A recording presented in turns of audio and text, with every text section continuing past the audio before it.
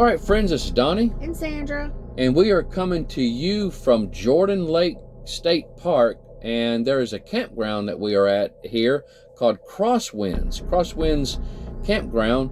And be sure to look at the review of that and the fun facts that we did for the county. This is our 50th county that we have been at.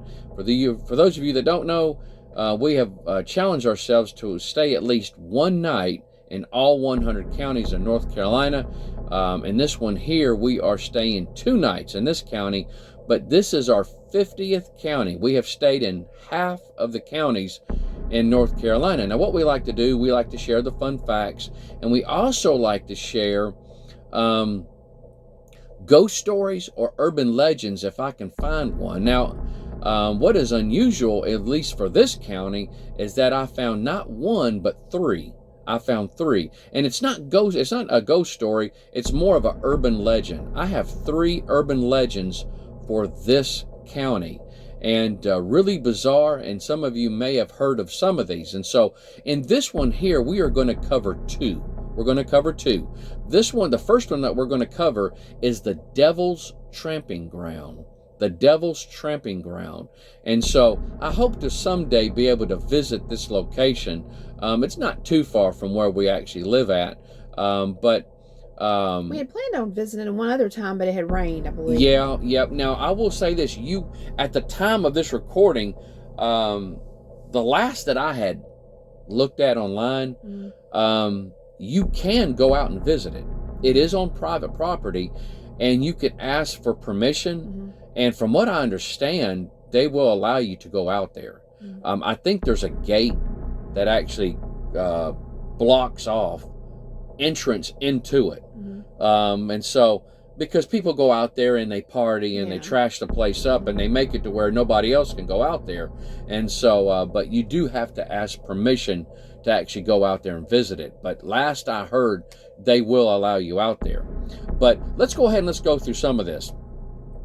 It says, in the low rolling hills of southern Chatham County, south of Siler City, in the woods near Harper's Crossroads, lies one of the most famous haunted places in North Carolina.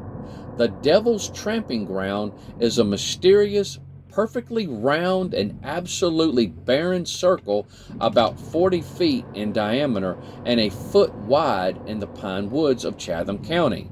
Not a tree, not a flower, no lowly weed, not even a single blade of grass will grow in the limits of the circle.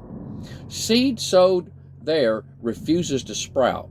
Any vegetation transplanted there will wither and die. And what's even more strange, any object left in the circle before dusk will have been violently moved outside its bounds by dawn. Dogs tuck their tails between their legs and whimper when brought near. The frightened animals will dig their heels into the sand, refusing to be brought into the circle. Visitors have attempted to anchor sticks and other obstacles in the barren area, but morning always finds these obstacles cleared away. Men have tried to spend the night in the circle, but not one has succeeded and remained sane. Something they see on their vigils drives them out of their wits, never to recover. For the Devil's Tramping Ground has earned its name. It is said that there is where the devil himself walks at night. The devil spends his nights pacing around and around in a circle and turning his bitter mind towards ways to bring human souls to damnation. It's the scorching heat of his cloven hoofprints that kills the vegetation and has rendered the soil barren in the actual path. Normal vegetation grows on the outside of the circle. Inside the circle only has wiry grass. Locals have been unsuccessful in trying to transplant, this is what I thought was wild, they've been unsuccessful in trying to transplant the wiry grass to other soils. So the wiry grass that's inside the circle, they've gotten some and tried to transplant it somewhere else, and it won't grow. It won't grow. Really wild. The devil angrily brushes aside anything left in its path. His great strength is easily able to toss aside even the heaviest objects. When he walks in his private spot on earth, the devil drops the illusions with which he disguises himself when he appears to men. In his natural state, the face of this fallen angel is so horrible that no man can see it and remain sane. The mystery of the devil's tramping ground has been known since Chatham County was founded shortly before the War of Independence. I thought that was interesting. In addition to the devil-centered explanation, numerous other theories have arisen to account for this strange North Carolina landmark. Some people believe the spot was an ancient meeting place for local Native American tribes who made the Bear Circle with their ceremonial dances. Another explanation links the area to the legend of the lost colony of Roanoke Island. This story holds that the tramping ground was an area called Croatan, named for a fallen tribal chief buried there after a battle. And the word Croatoan, carved in the tree on Roanoke Island, referred to this battle site. In both of these stories, the tribal gods purportedly preserved the barren circle as a memorial to their followers' loyalty. Scientific explanations for the characteristics of the devil's tramping ground have been offered as well. Some say horses used in the operations of an old molasses mill created the spot with their constant circular treading. However, comparisons to the paths formed at similar mills do not support this theory. Possibly the most plausible explanation came from soil studies once conducted by the North Carolina Department of Agriculture. Samples of the earth taken from the Bear Path proved to be sterile due to an extremely high salt content, which makes sense. The remains of salt licks were also found in the area. So if you're driving on State Road 1100 in rural Chatham County at night and you pass a curve in the road where there's a narrow path leading off into the woods, when you see a shadowy figure moving between the trees, it's best to drive away as fast as you can and never look back until you're long, long gone.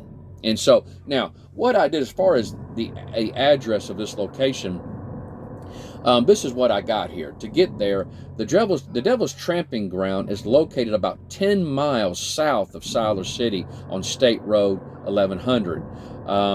From US 64 south in Siler City, you'll take West Raleigh Road south, which turns into Siler City Glendon Road.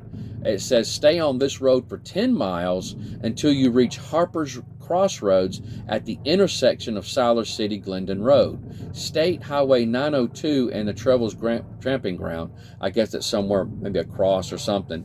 The road for the Devil's Tramping Ground may be missing, as it is frequently stolen, and I can see that. But it will be the first road on your left if you're heading south. It says go down about a mile down Devil's Tramping Ground Road until you pull off to your right. A well-worn path will take you to the clearing, which is about 20 feet into the woods.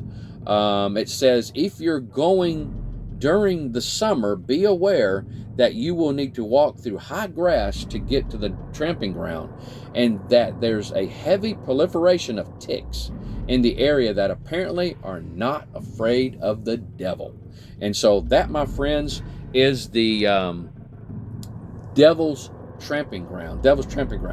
Now, okay, guys, real quick, this is a really short one, but I thought I would throw it in instead of having it have a video for itself.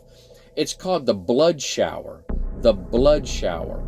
On February 25th, 1884, Mrs. Kit Lassiter, noted for truthfulness, was walking near her home in the New Hope Township of Chatham County when she heard what she thought was a hard rain fall. Glancing up, she saw only clear sky, but when she glanced down, she saw what appeared to be the aftermath of a shower of pure blood. None of the liquid had fallen on her, but it had drenched the ground and surrounding trees for some 60 feet, some accounts say yards, that I found, in circumference from where the spot, she stood. Upon hearing her story, neighbors rushed to see for themselves, and when later interviewed, confirmed the story as related by Mrs. Lassiter. Samples were collected and sent to Dr. F.P. Venable, that's Venable, a professor at UNC, for evaluation.